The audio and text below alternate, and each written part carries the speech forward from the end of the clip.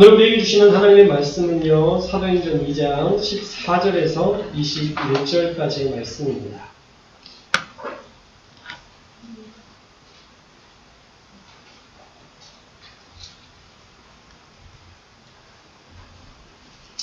사도행전 2장 14절에서 21절까지의 말씀입니다. 저와 여러분이 한 절씩 교독하겠습니다. 베드로가 11 사도와 함께 서서 소리를 높여 이르되 유대인들과 예루살렘에 사는 모든 사람들아, 이 일을 너희로 알게 할 것이니 내 말에 귀를 기울이라.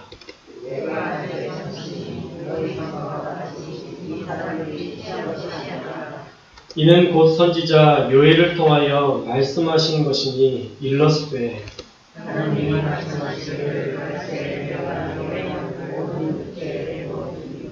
너희의 자녀들은 너를 뜻이고 너희의 자녀들은 환상하고 너희의 늙은이들은 보고 있느니라. 그때 내가 내 영을 내 남종과 여종들에게 부어주리니 그들이 예언할 것이요 또 내가 우리 하늘에서는 기사들을 아래로 가면하는 징벌을 베풀리니 곧 그와 그와 이옵이로다. 주의 크고 영화로운 날이 이르기 전에 해가 변하여 어두워지고 달이 변하여 피가 되리라. 누구든지 주의 이름을 부르는 자는 구원을 받으리라 하였느니라. 네. 오늘은 주의 이름을 부르는 자는 구원을 받으리라 하는 제목으로 하나님의 말씀 나누려고 합니다. 어렸을 적에 했던 얼음땡 놀이가 있습니다. 여러분 혹시 아시나요? 얼음땡 놀이? 아무리 빠른 사람이 와도요, 그 놀이의 규칙 중에 하나는 얼음을 외치고 멈추면 절대 술래에게 잡히지 않는다는 거예요. 그리고 함께하던 친구가 터치하면서 땡! 이 땡을 외쳐주면 다시 움직일 수 있는 놀이죠. 달리기가 빠른 저는 그래도 꽤 유리한 게임이었습니다. 하지만 단순한 원칙 하나가 그 유리함을 절대적인 것이 되지 못하게 했어요. 그것은 누구도 얼음을 할 수 있다는 거예요. 누구든지 얼음을 할 수 있다는 것입니다. 얼음과 땡 할 사람만 있다면 그 게임에서는 절대 강자도 절대 약자도 없었습니다. 우리의 구원이 공평하다는 것은요, 절대 약자도 절대 강자도 없기 때문입니다. 그 누구라도 예수님의 이름을 부르고 도움을 구하면, 그런 마음의 믿음만 있다면 모두가 공평하게 구원받을 수 있기 때문이에요. 사실 이런 놀라운 진리가요, 자그마치 2000년 전에 나왔다는 것은 참으로 놀라운 것입니다. 모두에게 공평하게, 모두에게 공정하게, 모두에게 평등하게 이 구원을 선물로 주되, 그 어떠한 사람, 빈부, 귀천을 막론하고 모두에게 똑같이 이 구원의 원리를 적용해 주겠다라는 것은요, 참으로 놀라운 신비예요. 그것도 2000년 전. 아니, 그 앞서서 구약의 내용을 살펴봐도요, 태초부터 하나님의 구원은요, 인간의 공로가 아닌 하나님을 신뢰하는 그 믿음 하나만을 보시고 구원해 주셨다는 것을 우리가 알 수 있습니다. 살인자였던 모세를 지도자로 세우신 것을 보면, 또 가늠했던 다윗을 포기하지 않고 붙잡아 주신 것을 보면, 하나님의 관심은요, 행위가 아니라 그의 순전한 믿음이라는 것을 우리는 분명히 알 수 있습니다. 물론 행위가 완전히 배제되는 것은 아니에요. 우리의 최소한의 노력과 최소한의 하나님을 향한 분명한 믿음은 필요합니다. 어떠한 최소한의 행위가 있어야 되느냐? 먼저는 하나님을 신뢰하는 믿음이에요. 그 믿음은 누가 만들어줄 수 있는 게 아니에요. 믿음이 있어야 되고요. 또 하나는요, 최소한의 회개와 최소한의 하나님이 말씀하시는 것을 순종하는 그런 작은 몸부림은 있어야 된다는 것이죠. 그런 노력과 그런 변화 없이 나는 천국만 누리겠다. 사실 그런 믿음에 대해서 야고보서는 죽은 믿음이다 라고 얘기합니다. 생각만 하고 행위는 전혀 없는 것, 그거 죽은 믿음입니다. 오히려 우리의 믿음은요, 하나님을 알고 하나님을 믿기 때문에 그 하나님 때문에 하고 싶은 게 많아져야 됩니다. 하나님을 사랑하기 때문에 교회 봉사를 더 열심히 하고 싶고, 사랑하기 때문에, 하나님을 사랑하기 때문에, 내가 하나님을 전해야 되기 때문에 세상 속에서 더 열심히 살아야 되겠다라는 열정이 생기는 것이 사실 보통 구원받는 사람들의 온전한 믿음인 것이, 내가 믿었기 때문에 난 구원받았어, 그러니까 아무것도 하지 않을 거야 라는 것은 사실 온전한 믿음으로 볼 수 없다는 것이죠. 하나님도요, 그 믿음에 대해서 의롭다 말씀하시지 않으실 것입니다. 그러나 분명한 것은요, 공로보다는 내가 이런 것을 했어, 내가 이것을 이뤘어 라고 말하는 공로보다는 하나님을 믿는 믿음을 훨씬 더 가치 있는 것으로 여기신다라는 거예요. 오늘 말씀에 보면요, 믿음으로 말미암는 구원, 주의 이름을 부르면 구원받는다는 이 귀한 진리가, 또 구원에 대한 약속이 말씀에 기록되어 있습니다. 오순절 성령 강림 사건이 전 세계 15개국 사람들에게 알려지면서 이 일에 대한 의미를 사람들이 알고 싶어 할 때에 이제 베드로가 나서서 오순절의 의미를 설명해 주는 말씀이 오늘 본문입니다. 베드로가 유대인 디아스포라는 흩어져 사는 유대인들을 이야기하는 겁니다. 디아스포라, 흩어져 사는 유대인들과 또 예루살렘에 살고 있는 모든 사람들에게 설교하기 시작합니다. 14절 말씀에 보면요, 유대인들과 예루살렘에 사는 모든 사람들아, 이 일을 너희로 알게 할 것이니 내 말에 귀를 기울이라 말하면서 주의를 끌고 있어요. 자, 이제 들으시오. 내가 이 일에 대해서 설명해 주겠습니다 라고 베드로가 주의를 끌고 있는 거죠.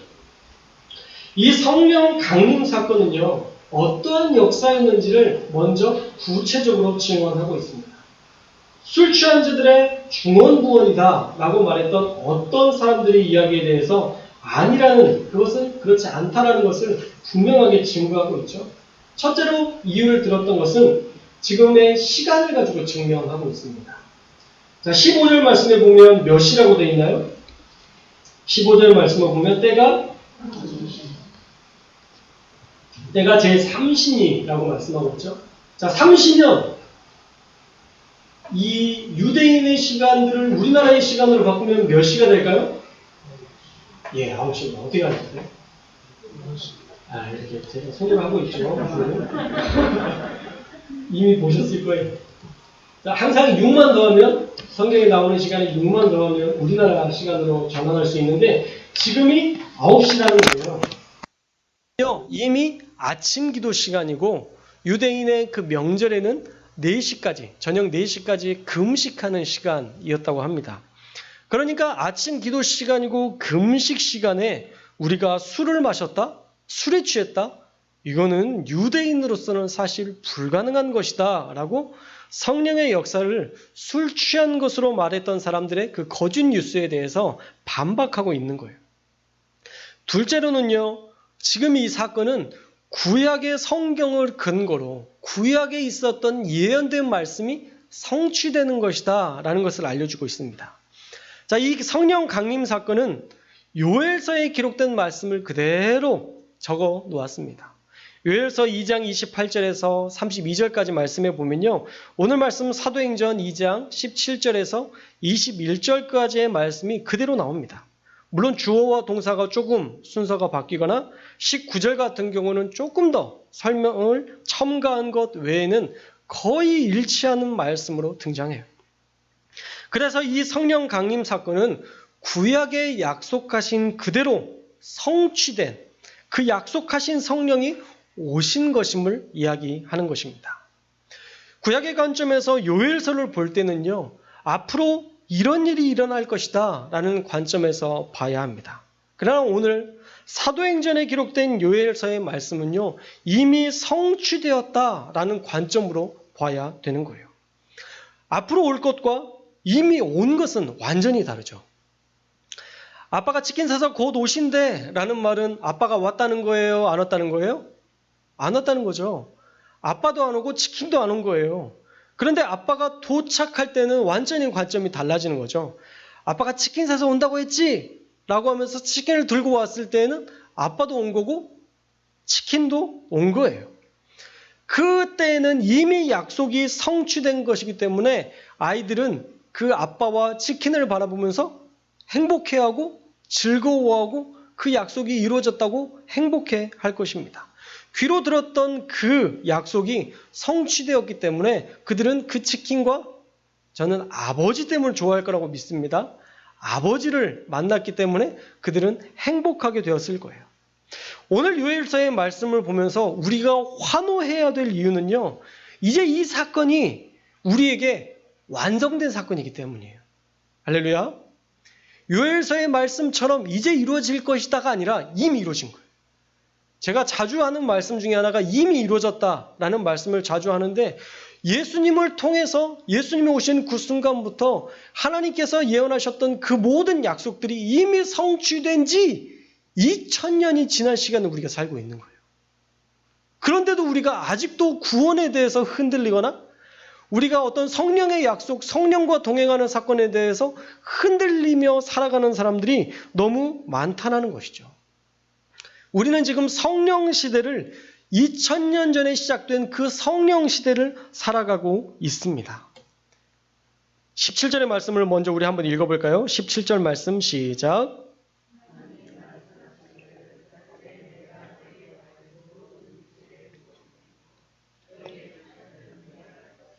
너희의 젊은이들은 환상을 보고 너희의 늙은이들은 꿈을 꾸리라. 아멘. 자, 성령 시대를 살아가는 지금 어떤 역사들이 우리에게 나타나느냐? 첫째로 성령님은요, 우리와 인격적으로 함께 하시며 예언, 환상, 꿈으로 우리와 함께 하신다는 거예요. 예언과 꿈과 환상은요, 하나님의 계시가 전달되는 방법이었어요. 하나님의 뜻이 전달되는 방법이었습니다. 그래서 어떤 젊은이는 꼭 이 환상만, 늙은이들은 꿈만, 자녀들은 예언만 이렇게 받을 것이다라는 게 아니라 그 누구에게도 하나님의 계시, 하나님의 뜻이 전달되고 그 하나님의 뜻을 알 수 있는 시대를 너희가 이제 살게 된다라는 의미예요. 그래서 우리가 이 시대에 하나님과 동행하며 하나님의 뜻을 알며 하나님의 뜻과 지혜로 성령님과 더불어 살 수 있는 시대를 우리가 살고 있다는 거예요. 우리가 자주 이야기하는 것 중에 하나님의 뜻이 뭔지 모르겠어 라고 말할 때가 참 많은데 그렇지 않다는 거죠. 왜? 성령을 이미 우리에게 부어주셨기 때문에 우리에게 하나님의 뜻을 알 수 있는 모든 길을 열어주셨기 때문에 우리는 하나님의 뜻을 언제든지 알고 그 뜻대로 살아갈 수 있다는 것입니다. 모두에게 주신 거예요. 어떤 특별한 사람들에게 주신 것이 아니라 모두에게 주신 거예요. 오늘 말씀해 보니까 자녀들은 예언하고 젊은이들은 환상을 보고 늙은이들은 꿈을 꾼다. 이것이 우리에게 약속하신 것이고 성취되는 것입니다. 예전에는 나이가 지긋한 선지자들에게만 일어났던 일들이요. 이제는 자녀, 젊은이, 늙은이, 남종, 여종 할 것 없이 모두에게 성령이 나타나셔서 앞으로의 일들을 알려주시고 우리와 동행하여 주신다라는 말씀인 것입니다. 그런데 이 약속은요, 모두에게 주셨지만 사실 성취는 부분적으로 일어날 수밖에 없어요. 왜냐하면 이 귀한 약속을 성취로 보고 늘 성령님과 동행하기로 결정하고 성령님의 음성을 듣기를 소망하고 하나님의 뜻이 나에게 부어지면 이것이 하나님의 뜻임을 알고 순종하는 사람과 반면에 그런 일은 있을 수 없다라고 술 취한 자들의 사건이라고 이것은 불가능한 것으로 보는 자로 이 두 관점이 나뉘어지기 때문입니다. 오늘 이 성령 강림에 관련된 설교는 전 세계에 흩어져 사는 디아스포라 유대인과 또 예루살렘에 사는 유대인들에게 전해졌던 설교예요. 그런데 나중에 보면 예루살렘의 유대인들은요, 그리스도인들을 박해하기 시작해요. 성령이 함께 하시고 예수 그리스도 이름을 부르는 자는 구원을 받을 것이다 라고 그 귀한 설교를 베드로를 통해서 들었지만 그들 중에 예루살렘에 살던 유대인들은요, 그리스도인들을 핍박하기 시작했다는 거예요. 그러고 보면 그들은 성령이 주시는 말씀과 깨달음을 받아들이지 못했던 것입니다. 모두에게 주셨지만 받아들이지 못한 사람에게는 임할 수 없는 축복이고 은혜였다라는 것이죠. 그러나 반면에 이 귀한 사실을 받아들인 자들에게는요, 그 놀라운 축복을 누릴 권세가 주어졌습니다. 약속하신 대로 우리는 앞으로 일어날 모든 일들에 대해서 미리 알 수 있고 환상을 통해서 깨닫게 되고 비전을 주셔서 삶을 포기하지 않게 하실 뿐만 아니라 남종이나 여종이라 해도 차별하지 않으시고 모두에게 동일한 은혜를 주신다는 것을 믿는 그런 모든 사람에게는 성령님께서 함께 하셔서 임재하셔서 그들과 함께 동행하여 주신다라는 거예요. 우리의 인생 가운데 늘 함께 하신다는 겁니다. 할렐루야. 너무 어렵게 생각하고 너무 거창하고 너무 큰 것으로 생각하는데 그렇지 않아요. 우리의 마음속에 계신 성령님이 여러분 안에 지혜를 주시고 여러분이 어떤 것을 기도해야 될지 알려주시고 어떤 것을 순종해야 될지 알려주실 때 순종하면 하나님께서 왜 그것을 순종하게 하셨는지 알게끔 기적을 보여주신다는 거예요. 너무너무 쉽게 얘기하면 늘 우리와 함께 하신다는 거죠. 할렐루야. 성령님은 우리와 함께 하시는 분이세요. 멀리 계시는 분이 아니라 지금 우리가 작은 신음으로 기도해도 하나님은 그것을 들어주시고 응답하시는 하나님이시다라는 것입니다. 그 누구도 차별 없이 그 누구도 공평하게 하나님은 성령님을 우리 가운데 보내주셔서 우리와 함께하여 주신다라는 것입니다. 그러니까 우리가 이제는 누군가의 기도에 의존하거나 어떤 한 특별한 지도자를 신성시할 필요가 없는 시대예요. 지금은 성령 시대입니다.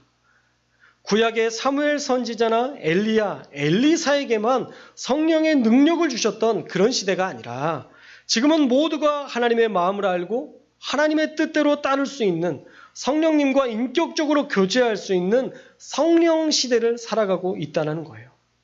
그래서 우리가 말씀과 기도와 찬양으로만 무장되어 있다면 얼마든지 하나님의 뜻을 분별할 수 있는 시대입니다. 할렐루야. 안타까운 것은요, 우리의 의존적인 신앙이 어떤 한 지도자를 세우려 한다는 거예요. 그러나 그러지 않아도 됩니다. 우리가 성령님을 의지하면 어떤 사람에게도 동일하게 성령님은 우리 가운데 임재하셔서 바른 길을 선택하며 나아갈 지혜와 용기를 더해 주시는 분인 줄 믿습니다. 그래서 성령님이 인도하시는 삶을 우리가 살아갈 수 있어요. 바라기는 우리 성도님들이 오순절 성령 강림 사건으로 말미암아 이미 성령님이 우리와 함께 하신다는 것을 기억하고 사람을 의존하지 말고 오직 하나님만을 신뢰하는 믿음으로 성령과 동행할 수 있기를 주님의 이름으로 축원합니다. 성령과 동행하는 것은 어려운 게 아니에요. 아주 간단합니다. 말씀을 읽으면 그 말씀 가운데에서 우리에게 깨닫게 하세요. 우리가 기도하면요, 그 기도를 통해서 하나님이 어떤 것을 기도해야 될지 알려주시고 우리의 마음을 위로하시고 우리와 함께 하시는 하나님을 경험할 수 있어요. 찬양을 통해서도 우리의 마음을 평안하게 하시고 우리를 붙들어 주시는 하나님을 우리가 경험할 수 있습니다. 멀리 계신 하나님으로, 우주 뒤에 천당에 계신 하나님으로 우리가 바라볼 것이 아니라 성령님을 훨씬 더 우리와 가까이 계신다는 것을 기억하고 여러분들이 가지고 있는 모든 것들을 주님 앞에 좀 기도해 보셨으면 좋겠어요. 모든 것을 좀 놓고 매일마다 하나님 앞에 좀 아를 수 있는, 하나님과 멀리 떨어져 살다가 주일에만 잠깐 기억하고 주님과 함께하는 인생이 아니라 여러분의 삶에 늘 하나님과 성령님과 동행하는 그런 삶을 살아서 하나님이 우리 가운데 어떤 일을 행하시는지, 하나님이 우리에게 어떤 지혜를 주시는지, 하나님이 우리의 이 답답한 마음 가운데 어떤 평강을 주시는 하나님이신지 날마다 경험하는 그런 한 주 될 수 있기를 주님의 이름으로 축복합니다. 기도할 때에, 말씀과 찬양 가운데 설 때에 하나님께서 성령을 우리에게 보내주셔서 우리와 함께 하시는 줄 믿습니다. 둘째로 성령님을 모시려면요, 우리 안에 한 가지 노력이 필요한데 그것은 회개하는 거예요. 우리가 성결하지 않으면 하나님의 영은 우리 가운데 임재하실 수 없습니다. 19절과 20절에도 회개를 촉구하는 하늘의 현상이 나타나죠. 우리 19절과 20절의 말씀 함께 읽겠습니다. 시작.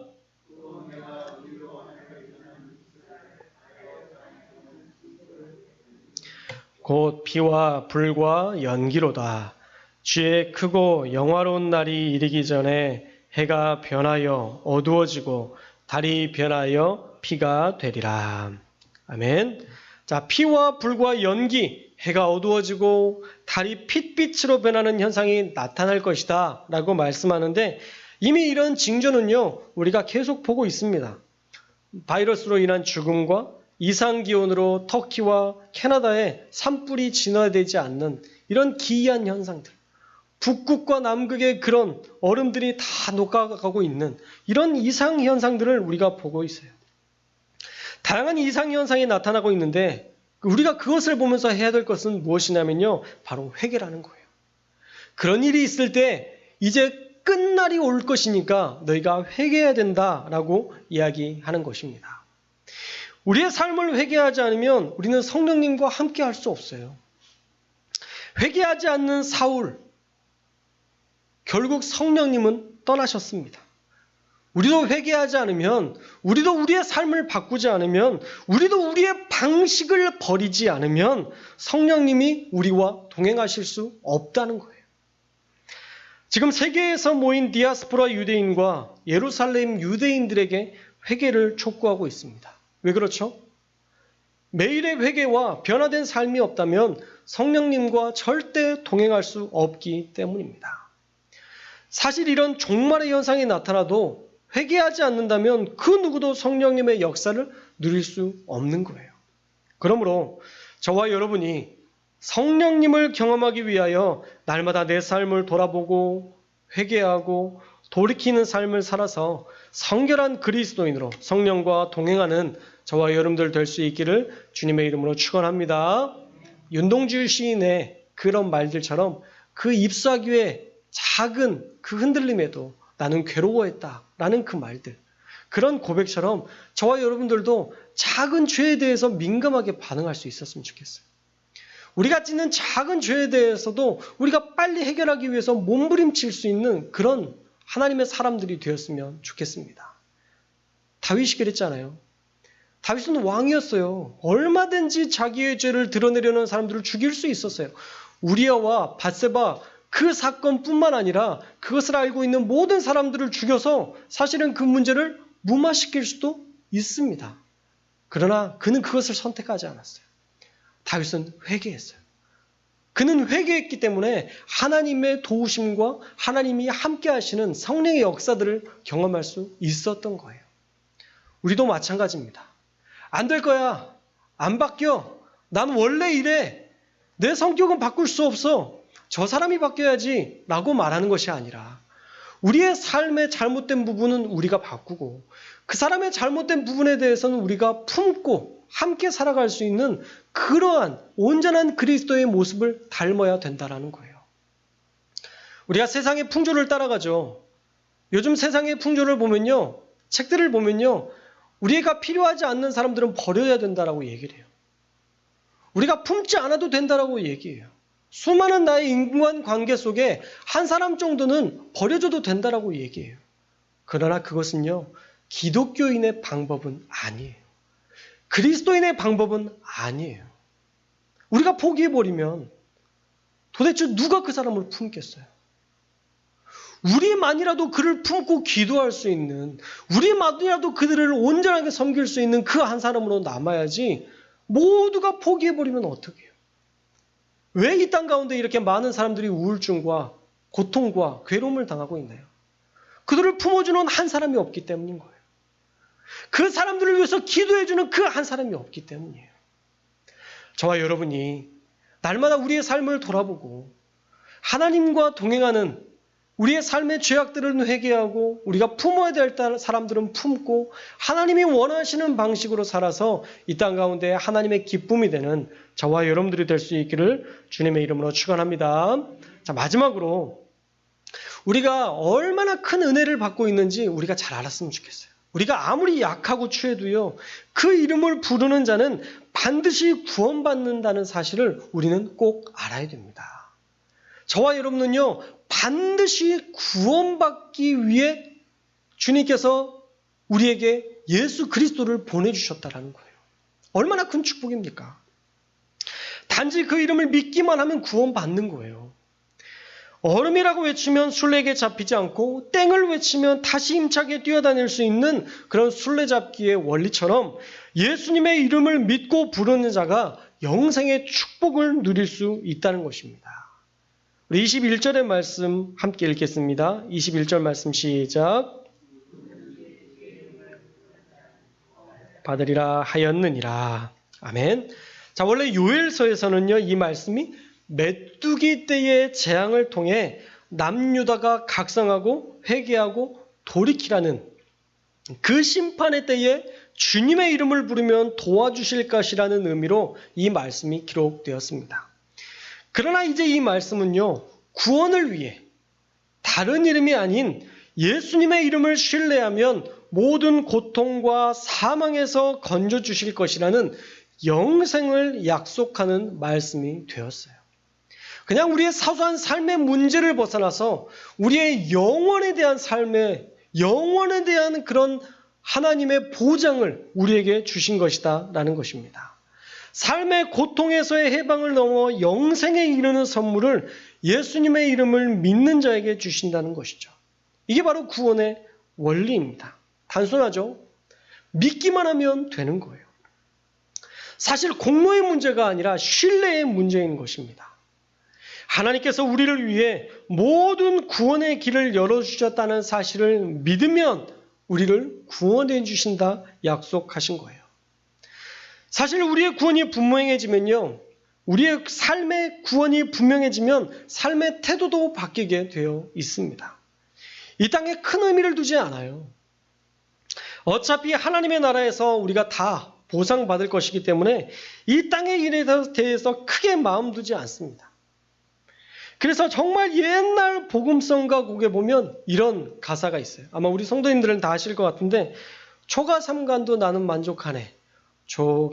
초가삼간도 나는 만족하네. 이 찬양 아시죠? 값진 재물도 내게 없지만 앞으로 내가 하늘나라에 가면 순 황금길을 거닐겠네. 저 하늘 넘어 주 계시는 본향, 영원한 기쁨 넘치는 그곳, 언젠가 내가 저 천국에 이르러 주님과 함께 거닐겠네. 이런 귀한 고백의 찬양이 있습니다. 예수님을 믿는 사람들이 이 땅을 부정하는 것이 아니라 저 땅이 있으니까 얼마든지 이 땅에서의 삶에서 포기하고 살 수 있는 거예요. 그게 진짜 구원받는 자의 모습입니다. 믿기 시작하면 변화가 시작되고 우리는 마침내 구원에 이를 수 있게 되는 거예요. 지금 사도 베드로는요, 모든 유대인들에게 예수님을 믿으면 영생을 누릴 수 있고 우리의 인생도 성령의 인도하심으로 새롭게 될 수 있다라는 것을 알려주고 있습니다. 그러나 분명 두 부류로 나눠질 거예요. 이 말씀을 들었던 자들은 믿는 자와 믿지 않는 자, 이 두 부류로 나뉘어져서 그들의 믿음이 하나님 앞에 나아가느냐, 그들의 믿음이 예수 그리스도를 믿는 자들을 핍박하느냐 분리될 것입니다. 오늘 말씀을 듣는 우리는 어떨까요?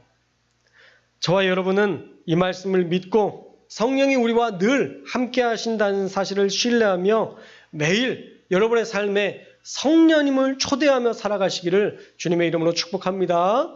성령님은 저와 여러분들과 지금도 함께 계세요. 어디에나 함께 계세요. 내가 자든지 눕든지 무엇을 하든지 주님은 우리를 주의 깊게 살펴보고 계시고 우리와 함께하고 계세요. 또 하나, 여러분이 하나님의 음성을 듣기를 원하세요. 하나님은 여러분들에게 얼마나 수다스럽게 말씀하시는지 몰라요. 그러나 우리가 귀를 막을 때가 참 많아요. 성령님이 지금 우리에게 늘 말씀하고 있다는 사실을 기억하고 성령님이 여러분들 가운데 감동 주시는 게 있을 거예요. 다양한 방식으로 다양한 지혜를 주실 때가 있을 거예요. 그럴 때마다 여러분 기쁨으로 순종하시면 됩니다. 네가 누군가를 찾아가서 위로해 주어라 라고 말씀하시면 여러분 그렇게 찾아가는 거예요.